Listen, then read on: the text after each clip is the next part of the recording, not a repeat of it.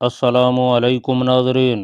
हम पत्थर की सीढ़ियां चढ़कर ऊपर रेलवे लाइन पर आ गया। वक्त वही रात का पिछला पहर था और मुझे उस गाड़ी को पकड़ना था जिसे मैंने पिछली रात सुरंग में से निकल कर आगे जाते देखा था।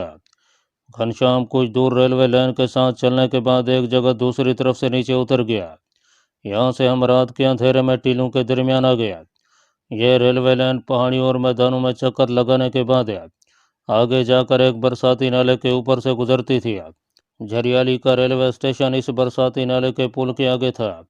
हम कोई पौन घंटे में वहां पहुंच गया। इस दौरान हमें दो एक बार अपने अकब में टीलों के पीछे से रेलवे इंजन की सीटियों की आवाज़ सुनाई दी। घनश्याम बोला, रेल हमारी कमीनगाह की सुरंग में से निकल ही है। झरियाली स्टेशन तक पहुंचते पहुंचते सुबह हो गई थी। आसमान पर बादल कल की तरह झुके हुए थे। रात को बारिश हुई थी। यह छोटा सा देहाती स्टेशन था। टिकट मेरी जेब में था। बारिश में भीगा हुआ प्लेटफार्म खाली पड़ा था। सिर्फ रेलवे का एक आदमी हाथ में सब्ज और सुर्ख झंडियाँ लिए खड़ा था। घनश्याम ने मुझसे हाथ मिलाया और कहा, दोस्त अब मैं जाता हूँ। मैंने अपना फ़र्ज़ पूरा कर दिया है। अब खुदा करे कि तुम भी अपना फ़र्ज़ पूरा कर सको। खुदा हाफिज। ये कहकर वो मुझसे रुखसत हो गया। इस दौरान दूर से रेलगाड़ी नजर आने लगी। स्टेशन के छोटे से कमरे में से एक खुली ट्राली में कुछ थैले लादे बाहर निकले और पहले से खड़े रेलवे अफसर के पास आकर रुक गया। ये थैले उस ट्रेन में लादे जाने वाले थे। मैं इन लोगों से कुछ फासले पर खड़ा था। ट्रेन आकर रुक गई। मैं थर्ड क्लास के एक डब्बे में सवार हो गया। कोई 2 मिनट बाद इंजन ने सीटी दी। गार्ड ने भी सीटी दी और ट्रेन चल पड़ी। इस ट्रेन ने मुझे अगले रोज रात के 2 बजे दिल्ली पहुंचा दिया। यहाँ से मुझे दूसरी गाड़ी पकड़कर पंजाब और वहाँ से जम्मू की तरफ रवाना होना था। मालूम हुआ कि पंजाब की तरफ गाड़ी सुबह 7 बजे छूटेगी। ये वक्त मैंने दिल्ली के स्टेशन पर ही गुजारने का फैसला किया। एक टी स्टॉल से चाय पिया और प्लेटफार्म पर एक वीरान किसी जगह पर जाकर बैठ गया। मेरा हुलिया यह था कि मूछें पहले मैंने रख ली थी। कई रोज से शेव नहीं किया था जिसकी वजह से दाढ़ी बढ़ी थी।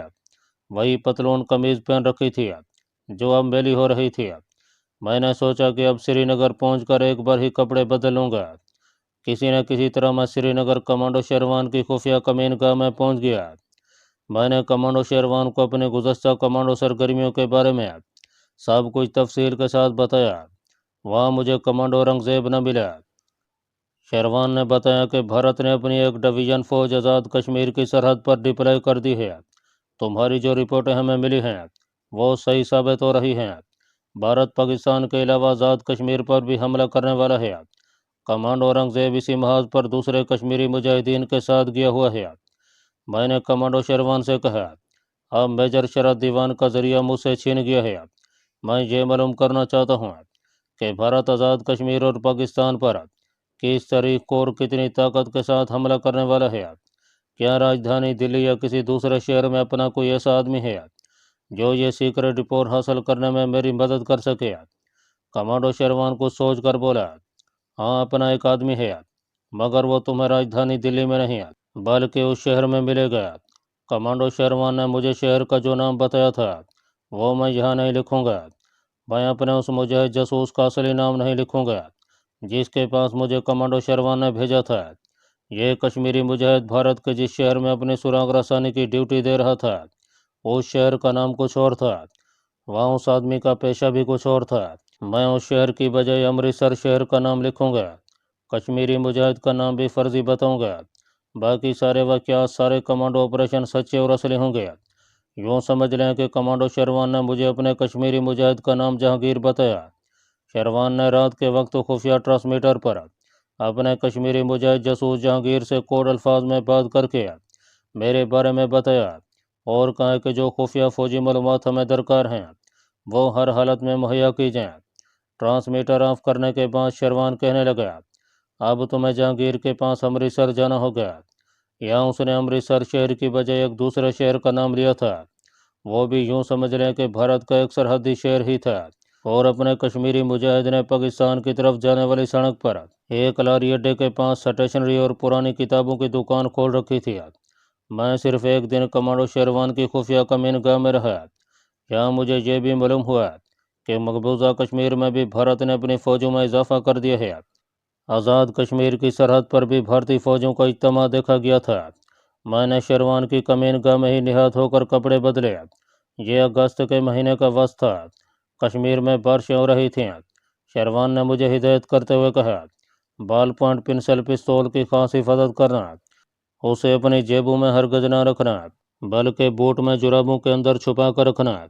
उसने मुझे कुछ भारतीय करेंसी भी दिया। मेरे सर और दाढ़ी के बड़े हुए बाल देखकर बोला, तुम्हारा ये हुलिया ठीक है, बाल ना तुर्शवाना। इस हुलिये में तुम्हें इतनी जल्दी नहीं पहचाना जा सकता। बाकी तुम खुद भी जानते हो कि तुम्हें हर हालत में दुश्मन की नज़रों से मुहतात होकर रहना होगा। जब रात गहरी हुई तो मैं खुफिया कमीनगाह से निकलकर अमृतसर की तरफ रवाना हो गया। यहाँ भी मैं अपने सफ़र की तफसील में नहीं जाऊँगा। मैं अमृतसर पहुँच गया। उस वक्त शाम हो चुकी थी। अपना कश्मीरी मुजाहिद जहांगीर दुकान पर मौजूद था। मेरी इतला उसे मिल चुकी थी। शेरवान ने उसे मेरा हुलिया भी बता दिया था। इसके बावजूद हमने आपस में चंद एक खुफिया जुमलों का तबादला किया। जब हम दोनों को यकीन हो गया कि हम वही आदमी हैं जिनको एक दूसरे से मिलना था, तो जहांगीर ने अलमारी में से किताबें निकाल कर मुझे दिखानी शुरू कर दी। उस वक्त दुकान में सिर्फ एक हिंदू या सिख औरत ही मौजूद थी, जो अपनी बच्ची को कापियाँ दिखा रही थी। जब तक वो औरत दुकान में मौजूद रही, मैं एक ग्राहक बनकर किताबों को देखता रहा। जब वो चली गई तो जहांगीर ने आहिस्ता से कहा, इसी सड़क पर कुछ दूर आगे जगत सिनेमा है, फिल्म का शो शुरू होने वाला है, गैलरी की टिकट लेकर बैठ जाओ, मैं तुम्हें वहीं मिलूंगा। मैं ये सुनकर खामोशी से दुकान में से निकल गया। सड़क पर दोनों जानब खंभों पर बत्तियां रोशन थीं, दुकानें खुली थीं। यहाँ 2 रोज पहले बारिश हुई होगी। सड़क के किनारे कीचड़ था, कहीं तांगे खड़े थे, साइकिल रिक्शा वाले भी आ जा रहे थे। ज़्यादातर दुकानें सिखों की थीं। एक गुरुद्वारा भी था, जिसके बाहर एक सिख फूलों की छाबड़ी लगाए बैठा था। गुरुद्वारे के अंदर से शब्द कीर्तन की हल्की आवाज़ें आ रही थीं। फिजा में हबस था। सड़क की दूसरी तरफ जगत सिनेमा हाउस की इमारत थी। शो शुरू होने वाला था। एक जगह अंग्रेजी और गुरमुखी में गैलरी लिखा था। यह टिकट वाली खिड़की थी। मैं भी सिखों हिंदुओं की कतार में खड़ा हो गया। टिकट लिया और ऊपर गैलरी में आकर दरवाजे से ज़रा हटकर एक जगह बैठ गया। हाल में रोशनी हो रही थी। काफ़ी लोग बैठे थे। मैं दीवार के पास बैठा था। मेरे ऊपर वो चकोर सुराख थे, जिनमें से फिल्म की रोशनी ने स्क्रीन पर पड़ना था। थोड़ी देर बाद घंटी बजी। हॉल की बत्तियां बुझ गईं और फिल्म शुरू हो गई। मेरी तवज्जो फिल्म की तरफ बिल्कुल नहीं थी। मैं गैलरी के दरवाजे की तरफ देख रहा था। मैं ख़ास तौर पर ऐसी जगह बैठा था जहाँ मेरे आसपास कोई नहीं बैठा था। फिल्म शुरू हुए आधा घंटा गुजर गया। तब गैलरी का पर्दा एक तरफ हटा और फिल्म की हल्की हल्की सफ़ेद रोशनी में मैंने अपने कश्मीरी मुजाहिद जहांगीर को दाखिल होते देखा। वो दीवार के साथ खड़ा हो गया और गैलरी का जायजा लेने लगा। फिर उसने मुझे दीवार के पास बैठा देख लिया और मेरे पास आकर साथ वाली सीट पर बैठ गया। उसने आहिस्ता से कहा, तुम्हें पूरा यकीन है कि अमृतसर में दाखिल होते वक्त तुम्हारे पीछे खुफिया पुलिस वाला नहीं था? हमारी निगाहें पर्दा स्क्रीन पर थीं। मैंने कहा, मुझे पूरा यकीन है। जहांगीर ने आगे से कोई जवाब न दिया। फिर उसने कहा, मैंने अपने खुफिया जरियों से एक दिन पहले वो मालूमात हासिल कर ली थी जिनके बारे में कमांडो शेरवान ने मुझसे बात की थी। मैं ये तमाम खुफिया फौजी मालूमात लेकर खुद शेरवान के पास जाने वाला था। अच्छा हुआ कि तुम आ गया, मैंने आहिस्ता से कहा। वो मालूमात क्या हैं? जहांगीर ने धीमी आवाज़ में कहा, भारत ने आज़ाद कश्मीर और पाकिस्तान पर हमला करने का पूरा प्लान बना लिया है। सबसे पहले आज़ाद कश्मीर पर हमला किया जाएगा। भारत के नापाक अज़म यह है कि ज़बरदस्त फौजी साजो सामान और ज़्यादा नफरी के ज़रिए आज़ाद कश्मीर पर कब्जा कर लिया जाए। इसके फ़ौरन बाद पाकिस्तान पर वाघा और बर्की की जानब से बेहक वक्त जलगार कर दी जाए और लाहौर कब्जे में ले लिया जाए। मैंने जहांगीर से पूछा, हमले की तारीख और वक्त कौन सा मुकर्रर हुआ है? वो बोला, यह सीक्रेट हमारे आदमियों को मालूम नहीं हो सका। भारतीय फौजी हाई कमांड ने हमले की तारीख और वक्त को बेहद खुफिया रखा हुआ है। इसके मुतालिक जहांगीर तक मेरी इतलात का ताल्लुक है, सिवाय 2-1 भारतीय जर्नलों के और किसी को कुछ मालूम नहीं है। इस वक्त वाघा अटारी सेक्टर में भारत की एक डिवीजन पूरी टैंक रेजिमेंट के साथ मौजूद है। एक डिवीजन फौज बेमा टैंक रेजिमेंट अमृतसर से ज़रा पीछे पहुंच चुकी है। उनकी मदद और कुमक के लिए पीछे एक माउंटेन डिवीजन नंबर 23 3 टैंक रेजिमेंटों के साथ है। अमृतसर के आस पर रिजर्व में पब रकाब है। इन डिवीजनों के साथ तोपखाना भी है। एक आदमी हमसे आगे 3 कतारें छोड़कर कुर्सियों के दरमियान से गुजर रहा था। जहांगीर चुप हो गया। जब वो आदमी चला गया तो जहांगीर कहने लगा, दुश्मन 3 गुना ज़्यादा ताकत और नफरी से पाकिस्तान पर हमला करने वाला है। अल्लाह पाकिस्तान को अपनी हिफाजत में रखे। पाकिस्तान हमारी उम्मीदों का मरकज़ नहीं है, आलम इस्लाम का कला भी है। उसे हर हालत में क़ायम दायम रहना चाहिए। मैंने कहा, फ़िक्र करने की ज़रूरत नहीं जहांगीर, पाकिस्तान क़ायम दायम रहने के लिए बना है और इंशाअल्लाह ताला हमेशा सलामत रहेगा। हमारी पाक फ़ौज के शेर दिल जवान और अफसर सीसा पलई दीवार बनकर दुश्मन का सर तोड़ेंगे। यकीनी तौर पर यह फ़ौजी रिपोर्टें उन तक भी पहुंच गई होंगी और पाकिस्तान की डिफेंस लाइन पर एक एक जवान दुश्मन के नापाक अज़ैम खाक में मिलाने के लिए सीना सुपर होकर अलर्ट हो चुका होगा। यह कुफ्र और इस्लाम का मरका है और इंशाअल्लाह ताला फतह इस्लाम की होगी। इंशाअल्लाह। जहांगीर ने मेरी तईद किया। मैंने जहांगीर से कहा, अमृतसर में भारत जो एक डिवीज़न फ़ौजी टैंक रेजिमेंट के साथ लाया है, वो यहाँ पर किस जगह मुकीम है, क्या ये मालूम हो सकता है? जहांगीर कहने लगा, ये कोई ऐसी छुपी हुई बात नहीं है। एक डिवीज़न फ़ौज बहुत बड़ी फ़ौज होती है। यूसुफ फ़ौज ने अमृतसर से ज़रा पीछे रेलवे लाइन के पास एक मैदान में अर्जी छावनी डाल रखी है, मगर उस तरफ जाने की किसी को इजाज़त नहीं है। मैंने कहा, इस वक्त एक मुहिब वतन कमांडो की हैसियत से मेरा फ़र्ज़ है कि दुश्मन की फ़ौजी ताकत को जितना नुकसान पहुंचा सकता हूं पहुंचाऊं। मैं दुश्मन के उस फ़ौजी मरकज़ में शब खून मारकर और उसकी टैंक फोर्स को बर्बाद करना चाहता हूं। जहांगीर बोला, मैं तुम्हें उस जगह का पूरा नक्शा समझा दूंगा जहां इस वक्त भारत ने अपने इन्फेंट्री डिवीज़न टैंक रेजिमेंट के साथ रखी हुई है। फिल्म अभी ख़त्म नहीं हुई थी। जहांगीर मुझे सिनेमा हॉल से निकाल कर अंधेरे गैर आबाद इलाके में से गुजार कर अपने मकान पर ले गया। ये आबादी के कोने पर एक कोठड़ी, एक छोटे से सहन वाला मकान था जहां जहांगीर जम्मू के एक आम मेहनत कश मुसलमान दुकानदार की हैसियत से अरसा 8 साल से मुकीम था। उसने मुझे भारतीय फौजी कैंप का पूरा महल वकू समझा दिया। मैं दूसरे दिन जहांगीर के घर में ही छुप कर कमांडो एक्शन की मनसूबाबंदी करता रहा। इस दौरान जहांगीर ने यह भी मालूम कर लिया था कि भारतीय फौजी डिवीजन के उस आर्जी कैंप में टैंक रेजिमेंट के टैंक की इस तरफ कैमोफ्लेज करके रखे गए हैं। नक्शे की मदद से उसने मुझे सारी लोकेशन और जगह समझा दिया। बाल पॉइंट पिस्तौल तो पहले ही मेरे पास था। जहांगीर की मदद से मैंने चॉकलेट की 6 टिक्कियों की शक्ल में इंतहाई ताकतवर और ज़बरदस्त धमाका खेज टाइम बम भी तैयार कर लिया। ये बम हैंड ग्रेनेड की तरह के थे, मगर छोटी चकोर टिक्कियों की तरह के थे। उनमें एक कील दबाई गई थी, उस कील को खींचकर टारगेट पर फेंकना था। ये 6 के 6 बम टैंकों के झुमखट्टे में मुझे 10-15 गज के फासले से फेंकने थे। अगर मैं ज़बरदस्त सिक्योरिटी में से निकल कर किसी तरह उस जगह पहुंच जाता हूँ जहां भारतीय टैंक रेजिमेंट के टैंक कैमोफ्लेज किए हुए थे, तो उनको तबाह करना मेरे लिए कोई मुश्किल काम नहीं था। सबसे मुश्किल मरला उन टैंकों के करीब पहुंचना था जिसके बारे में मुझे मालूम था कि वहां इतनी ज़बरदस्त सिक्योरिटी होगी कि कोई परिंदा भी उधर से नहीं गुजर सकता होगा। लेकिन मुझे बहरहाल यह टारगेट मारना था, हाँ इसके लिए मुझे अपनी जान का नजराना क्यों ना पेश करना पड़ता। दोपहर के वक्त जहांगीर मुझे टारगेट दिखाने के लिए ले गया। हम एक खास स्कीम पर अमल करते हुए टारगेट तक पहुंचे, जो मैं आपको नहीं बताऊंगा। रेलवे लाइन से कोई 600-700 गज के फासले पर एक जगह खेतों में बहुत बड़ा फौजी कैंप लगा था। हम रेलवे लाइन के उस तरफ धरी के एक दरख्त के ऊपर चढ़े हुए थे। कैंप के इर्द गिर्द कांटेदार तार के गुच्छे फैला दिए गए थे। चूँकि ये आर्जी कैंप था, इसलिए मुझे वहाँ खारदार तारों वाली दीवार बनाने की ज़रूरत नहीं महसूस की गई थी। टैंक छोटी छोटी टुकड़ियों की शक्ल में खारदार तारों से काफ़ी पीछे हटाकर दरख्तों के नीचे खड़े किए गए थे। जहांगीर कहने लगा, तो मैं तार काटने के लिए पलाश साथ ले जाना होगा, इसका इंतज़ाम हो जाएगा। मैंने सारा नक्शा जहन में अच्छी तरह बिठा लिया और ये भी दरख्त पर ओपी करते हुए तय कर लिया कि मुझे जुनूब की जानब खेतों में से रेंग कर खारदार तारों तक पहुंचना होगा। उस वक्त सूरज ढलने लगा था। हम दरख्त से उतरकर अलग अलग हो गए और अलग अलग रास्तों से घर पहुंचे। उस रात मुझे अपने मिशन पर रवाना होना था। मैंने जहांगीर को बता दिया था कि अगर मैं टारगेट मरने में कामयाब हो गया तो वापस उसके पास नहीं आऊँगा, बल्कि उधर ही से किसी दूसरे शहर निकल जाने की कोशिश करूँगा, और अगर खुदा न खास्ता पकड़ा गया तो मेरी ज़बान पर जहांगीर का नाम नहीं आएगा।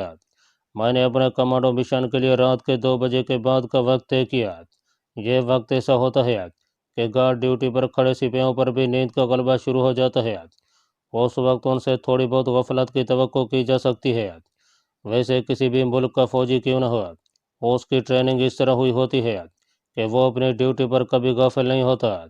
जहांगीर ने एक छोटे साइज का मगर बड़ा मजबूत पलास लाकर मुझे दे दिया था। मैंने 2-3 लोहे के तार काट कर उसका तजर्बा भी कर लिया था। जब रात के ठीक 2 बजे तो मैंने जहांगीर से हाथ मिलाते हुए कहा, दोस्त अल्लाह के हवाले, जिंदा रहा तो किसी न किसी जगह फिर मुलाकात होगी, मर गया तो मेरा कहा सुना माफ़ करना। मैं रात की खामोशी और तारीकी में जहांगीर के घर से निकलकर अमृतसर की उस आबादी की तरफ चल पड़ा जिसका नाम पहले शरीफपुरा हुआ करता था, लेकिन हिंदुस्तान आज़ाद हो जाने के बाद वहाँ हिंदू सिख शरणार्थी आ गए थे और उन्होंने उसका नाम सिंहपुरा रख दिया था। रास्ते का मुझे पता था। रात के वक्त बड़ी सड़क पर चलने की बजाय मैं एक जगह खेतों में होता हुआ रेलवे लाइन पर आ गया। यह रेलवे लाइन अमृतसर से जलंधर वाले दिल्ली की तरफ जाती थी। रात तारीख थी। रेलवे स्टेशन की रोशनियां मेरे पीछे रह गई थीं। बड़ी सड़क पर जो जीटी रोड थी, वाघा बॉर्डर की तरफ जाते मुझे 2-3 फौजी ट्रक मिले थे, मगर रेलवे लाइन पर किसी किस्म की ट्रैफिक नहीं थी। आसपास कोई इंसान नहीं था। खेतों पर अंधेरा और रात की खामोशी छाई हुई थी। मैं रेलवे लाइन के साथ साथ चलता गया। रास्ते में सिग्नल के खंभों के नीचे से भी गुजरा जिनकी सुर्ख बत्तियां रोशन थीं।